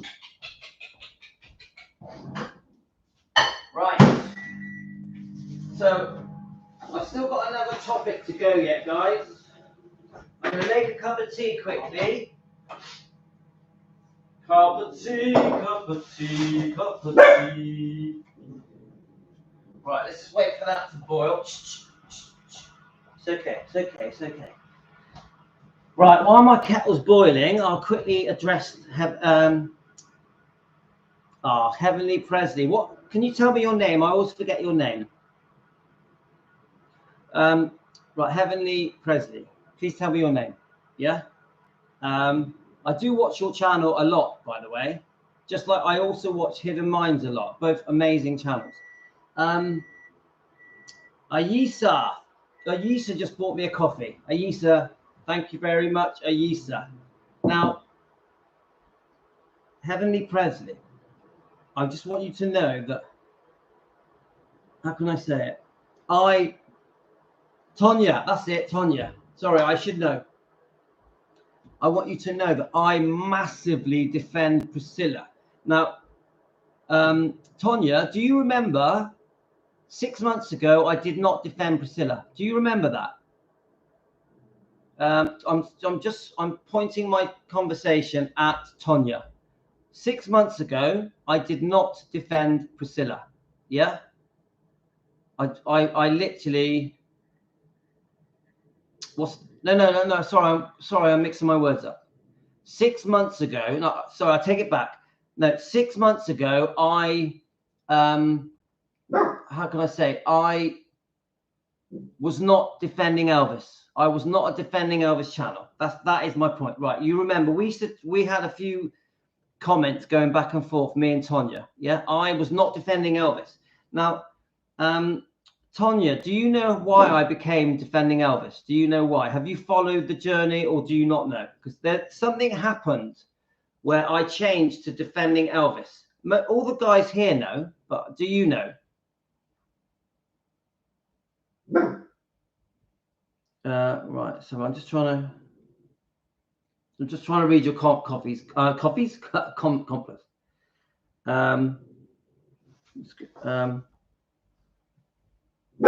Yeah, we did. Right, my point. Right, shh, come on, it's all right, it's okay. The dog's a bit excited. Now, I'll tell you now, right, Tonya, right, come over here. Right, just gonna get my tea in a minute. Right, come on, it's all right, Come on, it's okay. Just the postman. It's just the postman, relax. The postman is giving us goodies. Right, let's get my tea. Right, shh. As you can see, we are live from my kitchen. Right, make the tea.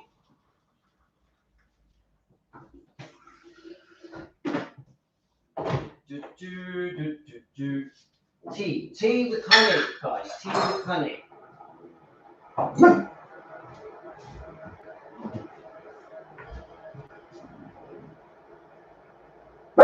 All right, that's enough. You're okay, man. You're okay. Let's chill. Right, I've got my tea, coffee.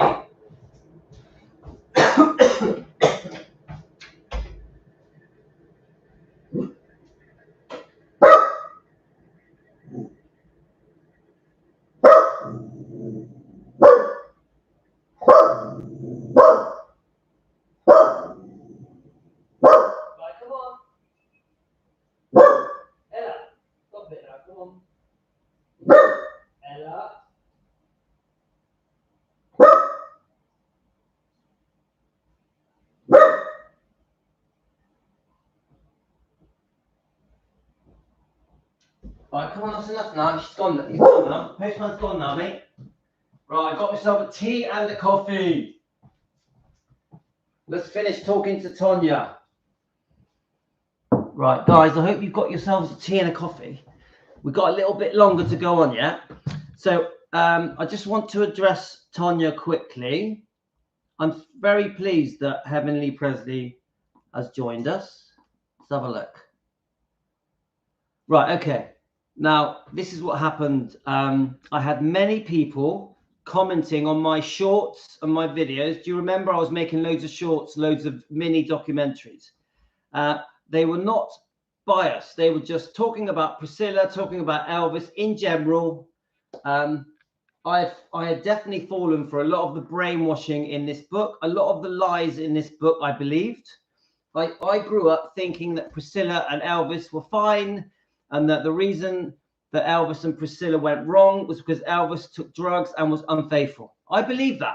Yeah, just generally, I believed that it was just that it was a beautiful marriage that went wrong because Elvis was unfaithful and took drugs. I believe that. Yeah. So when I made these videos, I made about 4,000 videos. Yeah. They were all based on just being quite fair to Elvis and Priscilla. Now, what happened was this, and Heavenly Presley, Tonya, you were one of them. Okay. I was getting thousands of messages of people saying to me, Priscilla has done some serious wrongdoing to Elvis. Serious, yeah? At first, I would ignore these comments. I would like, oh, you know, just, it's haters. It's Priscilla haters. At first, I was just ignoring them. Eventually, I started just commenting on them, just saying, I understand, I understand, I understand. Now, one day, this is for you, Tonya, my wife and my twin brother separately said to me, why are you ignoring the comments? You've got hundreds of people saying to you that Priscilla has done some serious wrongdoing to Elvis and his family, and in Elvis Presley Enterprises and at Graceland's. Yeah. So yeah, you were definitely disagreeing. Tonya was disagreeing with me big time. Yeah. So eventually, I've got a twin brother called Andreas, and obviously my beautiful wife. I trust them both. Yeah. They were saying to me, you can't keep ignoring these comments. You can't keep ignoring with them. You got to face them. And it got me thinking. It made me think, because I was just trying to be nice. I was trying to be forgiving, and I was trying to not go along with the hate. I didn't want to join in with the hate. So then I make a decision after speaking to my twin brother and my wife that I am going to not ignore the comments anymore, that the comments that tell me about the wrongdoing that Priscilla has done. Yeah. And then I started doing research. This is where things start to change. A few of you are here, remember it. A few of you were there. Yeah. So then I spent weeks researching all of the wrongdoing of Priscilla, the unfaithfulness, the way that she behaved financially with Barry Siegel and Elvis Presley Enterprises and Graceland. And then you've got then I started going all the way back to 1959, started understanding what went on. I discovered, where is it? I discovered the book Child Bride and started understanding that. Then I started understanding that many of the things in this book are lies, Then I started learning about the fact that Elvis was chronically sick and was not a drug addict in the way that we think he was. Yeah. But the bit that blew me away the most was the unfaithfulness with Steve Peck, how horrific that was so soon after the birth of Lisa Marie in 1968. And then the Mike Stone secret affair that she had for a year behind Elvis's back with Mike Stone, who was married. His wife was pregnant. She also had a small girl. And the fact that Priscilla demanded the divorce. Then I started learning, oh, so it's Priscilla's fault that they divorced. Mike Stone has admitted this in interviews many times. It was Priscilla that broke up the marriage because she had been unfaithful twice within the marriage. Once just after Lisa Marie was born to them. When I started gathering all the information about Priscilla, all the wrongdoing, and then I realized that Elvis was the victim. Priscilla was the predator. Elvis was the victim. Elvis. Poor Elvis. And if we bring things up to date, we now know some very serious wrongdoing to Lisa Marie. Also from Michael Edwards, alleged wrongdoing from Michael Edwards, Priscilla's boyfriend that she was with for 7 years. So then we're starting to see a picture here that Priscilla put her boyfriends before her daughter. Then we understand about Scientology. Priscilla threw her daughter Lisa Marie into Scientology. We start understanding that damage was being done to Lisa Marie from the boyfriends. Then you start understanding that Priscilla put her career first, wanting to be in the spotlight, wanting to be a famous actress, a filmmaker, wanting to make money, to promote products. That Lisa Marie was always last. Priscilla always put herself first. And this, when I found out all these things, then you've also got her disputing Lisa Marie's wishes when she died. Priscilla trying to make herself joint trustee of instead of everything going to Riley and Finley and Harper, Priscilla wanted to still be joint trustee with Riley. Yeah, it's just wrong, isn't it, guys? So gradually, people like Tonya, yeah, and there was many of you. It wasn't just Tonya. There was quite a few of you. I listened. And then we evolved into defending Elvis Presley. When I did a lot of research and I really understood things better, then I was like, bloody hell, I need to defend Elvis, because I love Elvis from the core of my heart. Just to cut a long story short, guys, I had a difficult childhood. I can see that Tonya did as well, and many of you have.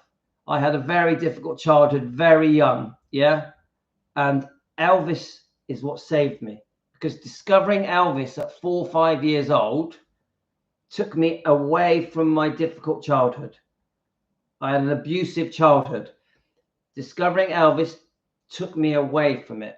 Once I discovered Elvis, I had a different focus. I focused on Elvis, the way he was, his charm, his personality, how he looked, his music, his films in the 1970s, yeah? And that saved me. That got me through. Then we've also got my experience with Uncle Bill, inviting Jesus into my heart. Those two things saved my life. And I had a very successful life, yeah? I also had many ups and downs, yeah? But I owe Elvis. I owe him. So when I understood Elvis needs to be defended, the bloodline of Elvis needs to be defended, when I understood that, and there was a calling in me. I send you love, Tonya. I'm so sad about that, but I send you love. You rise above the ashes. You, like a phoenix, you rise above the ashes. But my point is, something in me, when I started understanding the wrongdoing to Elvis by Priscilla, because I'm no Priscilla fan, guys. I'm very angry, and no, angry is the wrong word. I'm very upset with Priscilla, and I want an apology to the fans, to the world. Yeah, I want Priscilla's wrongdoing exposed. I want Michael Edwards' alleged wrongdoing exposed. Yeah, and I passionately am going to try and get this apology and get Michael Edwards investigated. I'm going to passionately do that. Forgiving someone doesn't mean you allow it. Forgiving someone means you take away the anger and the bitterness. Yeah. So I'm not angry. That's the wrong way of putting it. I'm passionate to get to the truth. So Elvis, in his own way, without ever knowing me, saved my life. I owe him. So I had this inner calling, and I still have it now, that I'm going to defend Elvis and his bloodline. All of them. Elvis, Lisa Marie, Finley, Riley, Harper, Gladys, Vernon. If I hear negative things that are not true about Elvis and his bloodline, I am in there. I'm going to defend passionately. But I would do it from a place of love, from a good heart, from a place of kindness, and it won't be done through hate. We are not a Priscilla hate channel. We will never be that. We will never be that. Okay, let's read some of your comments, guys, because I'm waffling. So thank you, Tonya. Now, Renee of Hidden Minds, he's just done a brilliant medical video showing us exactly why Elvis was not a drug addict, showing us exactly what his medical problems are, the reason for the different medications that he took, the different illnesses that Elvis had, some of them inherited from the fact that his mother's parents were first cousins. So please check out Renee. Please check him out. He's got such a great channel now, and he does some brilliant song reviews. Renee, you do some excellent song reviews. Right, let's just read some comments. Okay, I need to involve you guys and read some comments. Let's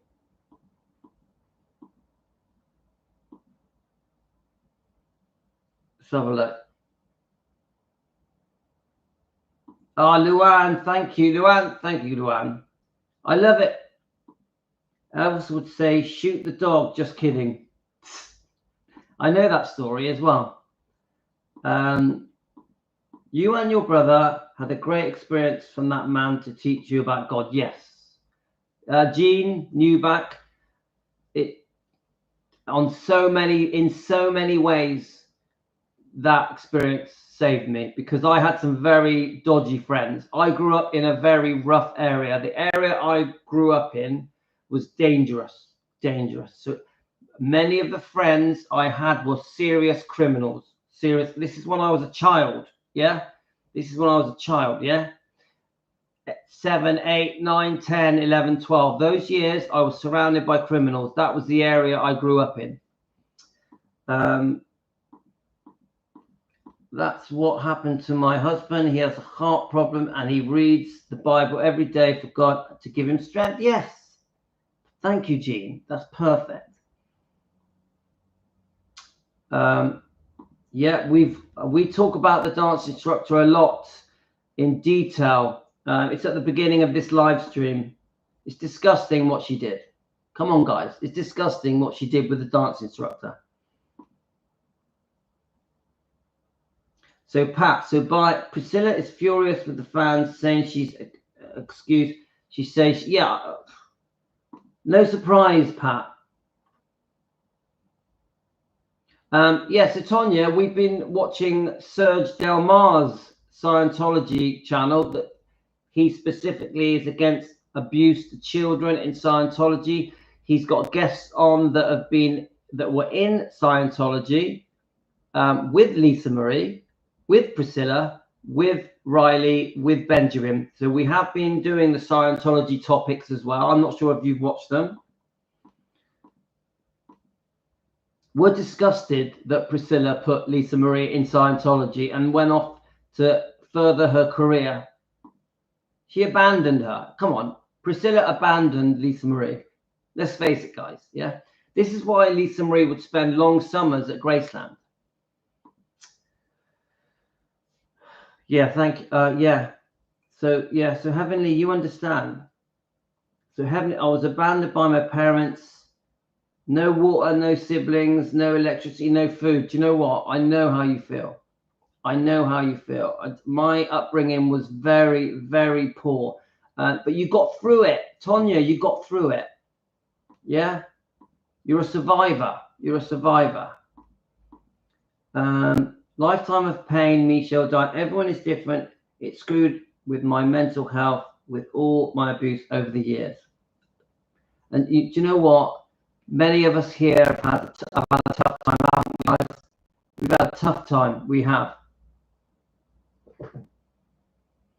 Aisa. Yeah, I grew up in a very rough area. And the school I went to, my God, it was as dangerous as you get. Yeah. But I also, Aisa, just so you know, I had a brilliant childhood as well. I've got many good memories. I was unlucky. I had quite an abusive father and I grew up in a very abusive school. But through all that, I discovered Elvis and Christianity. So, yeah, Tonya, come on. You're a survivor, my friend. You're a survivor. You're a survivor for sure, Heavenly. You're much more equipped for life, trials and tribulations. Yes, I agree that. It makes you stronger.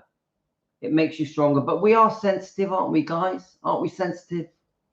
Aren't we all that way? It doesn't matter how much of a strong front we put on. In here, we're like jelly.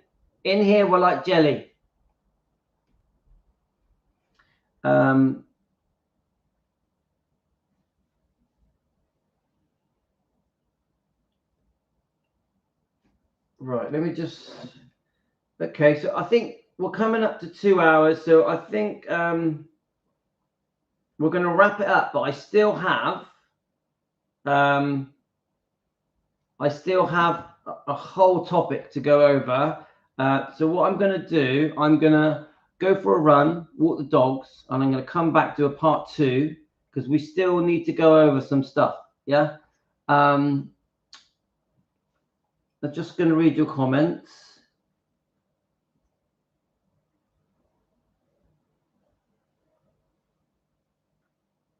Yeah, so the topic we're going to cover when I come back, we're going to talk about Graceland's Elvis Presley Enterprises, Joel Weishankler, who owns it. We're also going to talk about the Bridget Cruz lawsuit.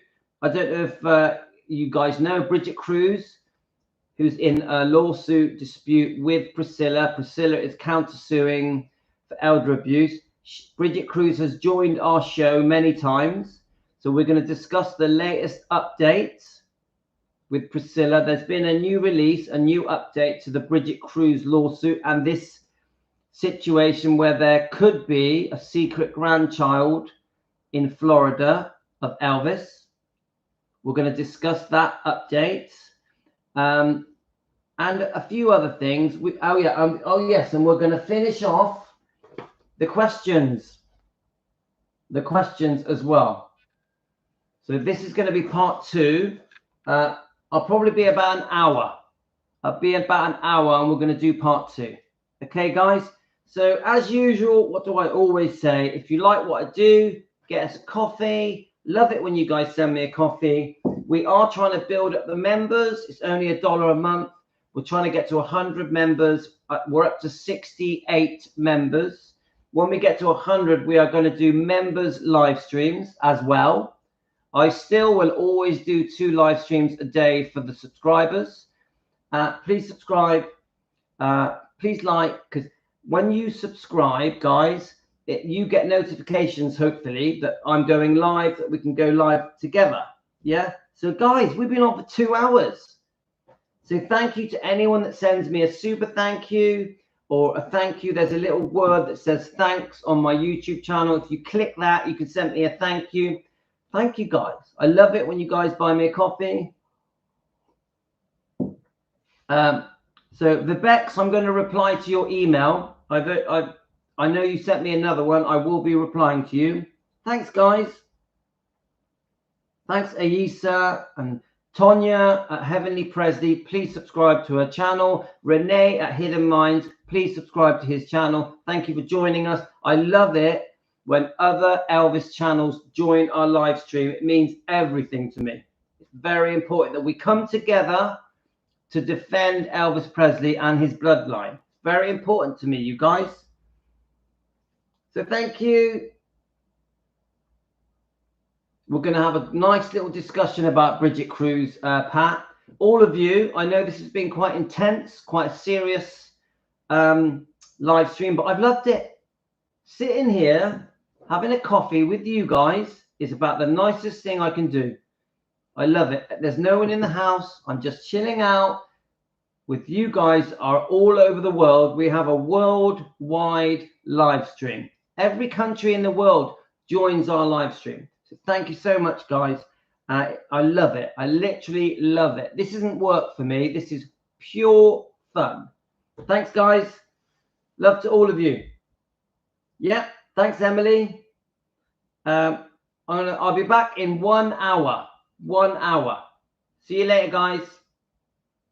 Take it easy.